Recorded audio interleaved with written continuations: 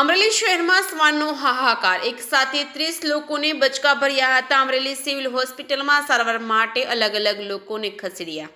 અમરેલી શહેરમાં શાક માર્કેટ, ચાંદની ચોક, માણેકપરા સહિતના વિસ્તારોમાં શ્વાને અલગ અલગ લોકોને બચકા ભર્યા હતા।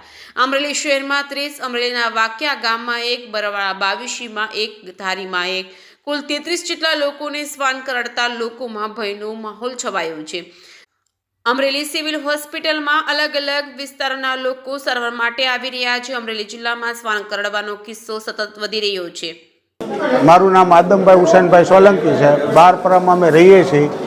આજ અમરેલી સિવિલ હોસ્પિટલમાં અમે આવ્યા છીએ। 25 થી 27 જણાને કૂતરા કરડ્યા છે। મારા પપ્પાને કરડ્યું છે। તો અમારી નગરપાલિકાને એવી રજૂઆત છે કે જેમ બને તેમ આ કૂતરાઓને પકડી અને એને ક્યાંય મૂકી આવે અને બીજા કોઈને કરડે નહીં, એવી અમારી નગરપાલિકાને વિનંતી છે। ઘટના એવી બની કે મારા પપ્પા દુકાને બેઠા હતા અને કૂતરું નીકળી અને સીધું બટકું ભરીને વયું ગયું। દિલીપભાઈ રમેશભાઈ ગજરાપરામાં રહું છું। બેંકના ટાઈમેથી હું ઘરે આવતો હતો, શાકભાજી લેવાની એવું લારી પાસે ઊભો હતો ને કૂતરું મને કવડી ગયું।